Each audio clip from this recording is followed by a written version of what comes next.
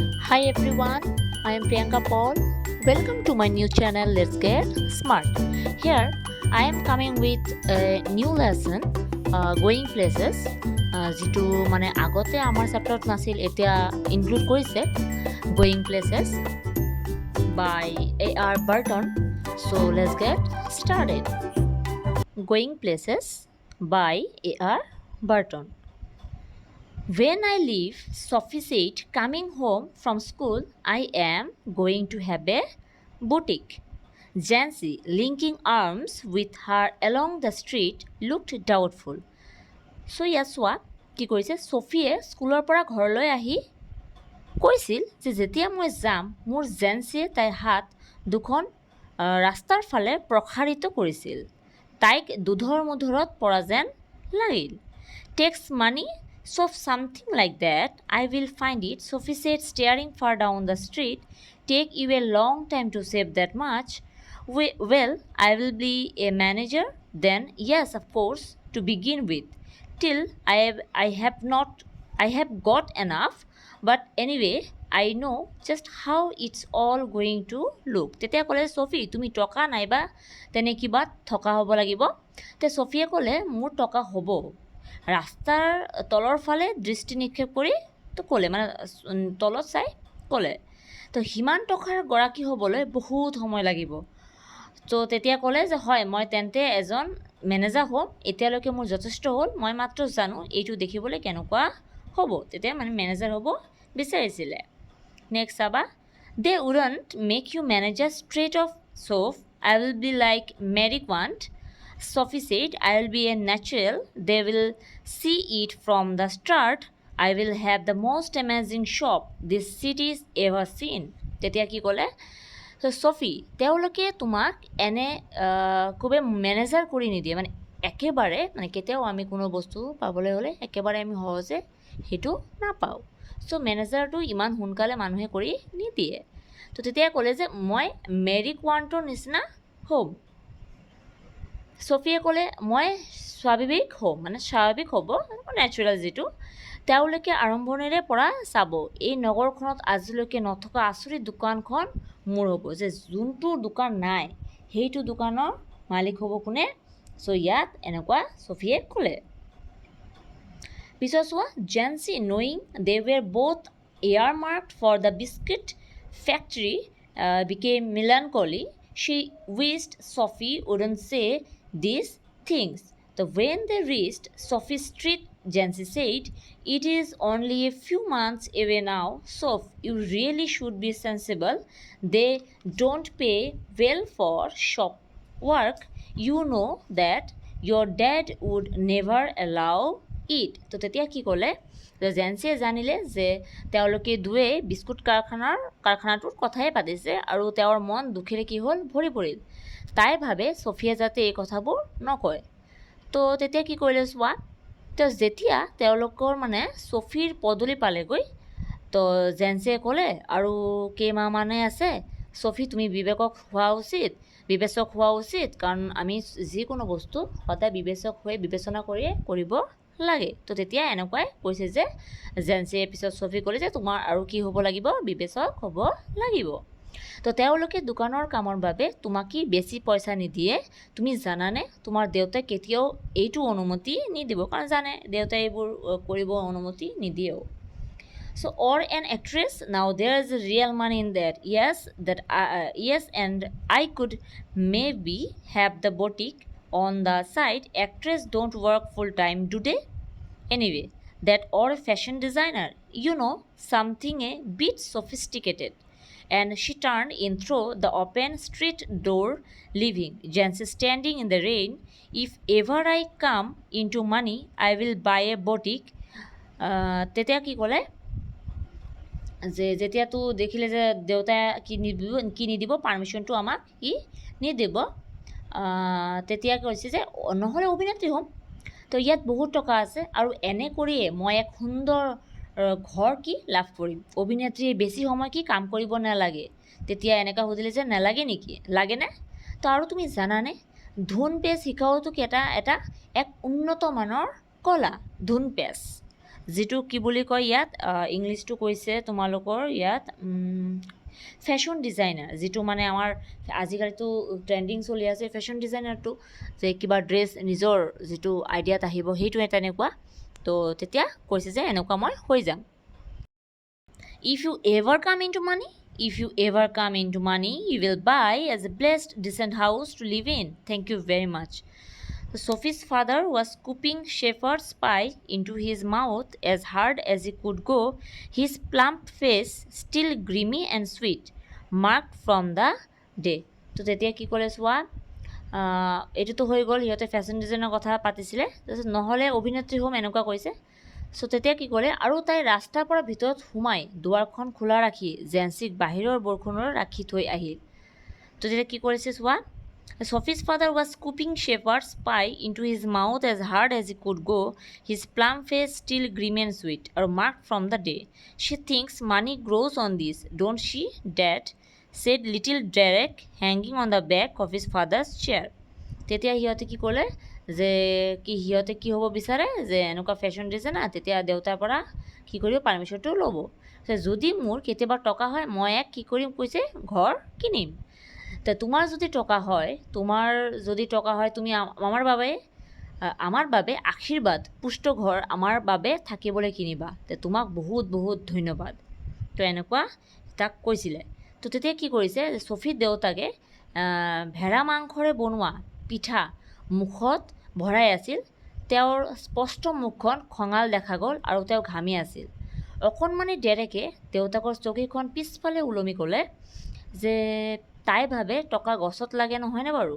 তেওঁলোকৰ মাকে হুমনীয়া কাঢ়িলে। তেতিয়া আমি যেতিয়া টকাৰ কথা কওঁ, চ' আমাৰ মা দেউতাই সদায় কৈয়ে থাকে যে টকাটো গছত ফলে। তো তেনেকুৱা হেৰি দেউতাকেও কৈছিলে। তো ছফি দেয়াৰ মাদাৰ চাইড এনেকুৱা ক'লে। তো Safi washed her back, stooped over the sink, and wondered at the incongruity of the delicate bow which fastened her apron strings. The delicate seeming bow and the crooked back. The evening had already blacked in the windows, and the small room was steamy from the stove and cluttered with the heavy breathing man in his vest at the table and the dirty washing piled up in the corner. Sophie felt a tightening in her throat. She went to look for her brother Jeff. তো তেতিয়া কি কৰিছে চোৱা, ছফিয়ে মাকক কোজা হৈ তলৰ ফালে হাউলি থকা দেখিলে আৰু তেতিয়া সুধিলে যে পিন্ধি থকা চোলাটোৰ ৰছীকেইটাৰ সৈতে এখন সুন্দৰ ধেনুৰ সৈতে অমিল যেন দেখিলে। তো আবেলি পৰটো খিৰিকীয়ে দি লাহে লাহে আন্ধাৰ হৈ আহিছে। ষ্ট'ভ জ্বলাই যোৱাৰ বাবে কি হ'ল, কোঠাটো অলপ ধুৱলি কুঁৱলী হৈ আছে। মানে টেবুলত বহি থকা মানুহ এজনে উশাহ লোৱাত কষ্ট পাইছে। কোঠাটোৰ এচুকত লেতেৰা ধোৱা বস্তু দম পাতি আছে। ছফিয়ে তাইৰ ডিঙিটো সোপা মাৰি ধৰা যেন অনুভৱ কৰিলে। তাই ককায়েক জীয়েকক কি কৰিলে, লগ ধৰিবলৈ গ'লগৈ। নেক্সট পেৰাগ্ৰাফটো চাবা। He was kneeling on the floor in the next room, tinkering with a part of his motorcycle over some newspapers spread on the carpet. He was 3 years out of school, an apprentice mechanic, traveling to his work each day to the far side of the city. He was almost grown up now, and she suspected areas of his life about which she knew nothing, about which he never spoke. He said little at all, ever voluntarily. Words had to be prized out of him like stones out of the ground, and she was jealous of his silence. When he wasn't speaking, it was as though he was away somewhere, out there in the world, in those places she had never been, whether they were only the outlying districts of the city or places beyond in the surrounding country. Who knew? They attained a special fascination simply because they were unknown to her and remained out of her reach. So তেতিয়া চোৱা কি কৰিছে যে তেওঁ কাষৰ কোঠাটোত মজিয়াত বাতৰি কাকত কেইখনমান পাৰি মটৰচাইকেলৰ কিবা এটা অংশ মেৰামতি কৰি আছিল। তেতিয়া কি হ'ল, তেওঁ স্কুল এৰা 3 বছৰমান হ'ল। মেকানিকৰ লগত সহকাৰী হিচাপে কাম কৰে আৰু নিতৌ কাম লৈ নগৰৰ সিটো পাৰলৈ যায়। তেওঁ প্ৰায় কি হ'ল, প্ৰাপ্তবয়স্ক হৈছে আৰু তাই তাৰ জীৱনৰ সন্দেহ কৰিবলগীয়া অংশটোৰ বিষয়ে একো নাজানে, কাৰণ সি নকয়। মুঠতে সি কমকৈ নিজে নিজৰ বিষয়ে কয়। তো মাটিৰ পৰা ওলোৱা শিলগুটিৰ দৰে তাৰ কথাবোৰ যেন মূল্যৱান, আৰু তাই তাৰ নীৰৱতাক ঈৰ্ষ্যা কৰে, মানে হিংসা কৰে, জেলাছ ফিল কৰে। তো যেতিয়া সি কথা নকয়, সি যেন তাই গৈ নোপোৱা বেলেগ এখন পৃথিৱীত থাকে। সেই পৃথিৱীখন হয়তো নগৰৰ সিপাৰৰ মানে ঠাইখন হ'ব পাৰে, বা এই দেশৰ বাহিৰৰো হ'ব পাৰে, কোনে জানে।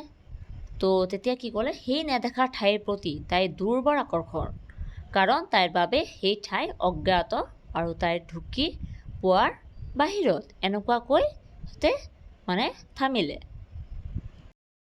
Perhaps there were also people, exotic, interesting people, of whom he never spoke. It was possible, though he was quiet and didn't make new friends easily. She longed to know them. She wished she could be admitted more deeply into her brother's affections, and that someday he might take her with him. Though their father forbade it and Geoff had never expressed an opinion, she knew he thought her too young, and she was impatient. She was conscious of a vast world out there waiting for her, and she knew instinctively that she would feel us at home there, as in the city which had always been her home. It expectantly awaited her arrival. She saw herself riding there behind Geoff. He wore new, shining black leathers, and she a yellow dress with a kind of cape that flew out behind. There was the sound of applause as the world rose to greet them. তেতিয়া চোৱা, পিছত next পেৰাগ্ৰাফটো চাবা। কৈছে যে চাগে এনে মানুহ আছে যে বিদেশী আকৰ্ষণীয় মানুহৰ লগত কথা নাপাতে।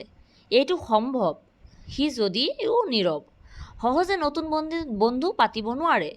তাই তাৰ বন্ধুবোৰৰ বিষয়ে জানিব বিচাৰে। তো তেনেকুৱা ক'লে। পিছত ক'লে যে তাই ইচ্ছা কৰে তাইৰ ককায়েক যেন তাইক বেছি গভীৰভাৱে মৰম প্ৰকাশ কৰক, আৰু এদিন তাইক বিশ্বাসত ল'ব আৰু লগ ল'ব। যদিও তেওঁলোকৰ দেউতাকে এইটো বাধা দিছে আৰু জিঅফে একো মন্তব্য কৰা নাই, তাই জানে যে সি তাইক বেছি সৰু হৈ আছে বুলি ভাবিছে।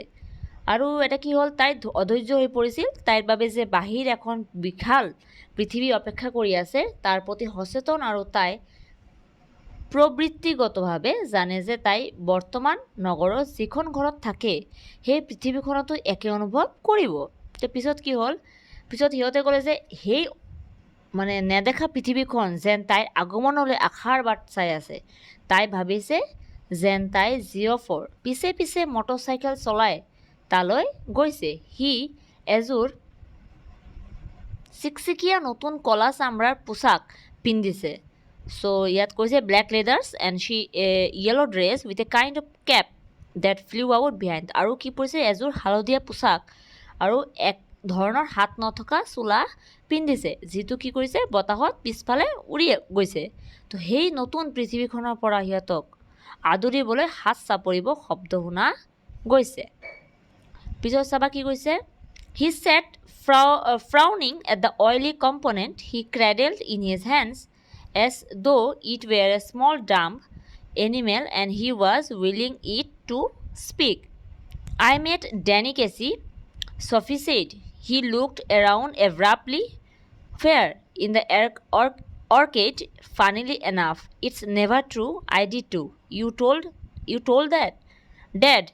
So she shook her head, chastened at his unawareness that he was always the first to share her secrets. I don't believe it. There I was looking at the clothes in Roy's window when someone came and stood beside me, and I looked around, and who should it be but Danny Casey. তেতিয়া কি কৈছে যে সুধিছে, তো সি মুখখন কি কৰিছে, মানে ঘোপা কৰি তেলীয়া হাতখন জোকাৰি বহি আছে।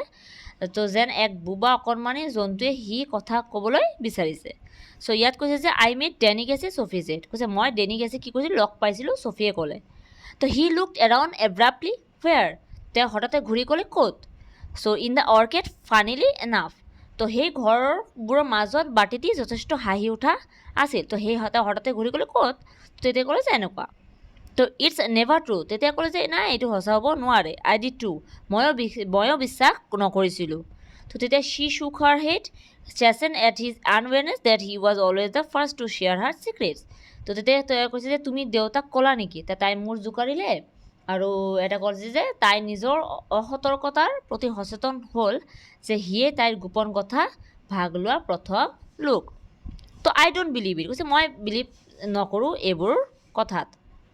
তো there I was looking at the close at Roy's window when someone came and stood beside me and I looked around and who should it be but Denny গেছে। তো তেতিয়া ক'লে যে তাত মই ৰয়েছে কি ঘৰৰ খিৰিকীৰ পৰ্দালৈ চাই আছিলোঁ, তেতিয়া কোনোবা এজন আহি মোৰ কাষত ঠিক দিছিলহি।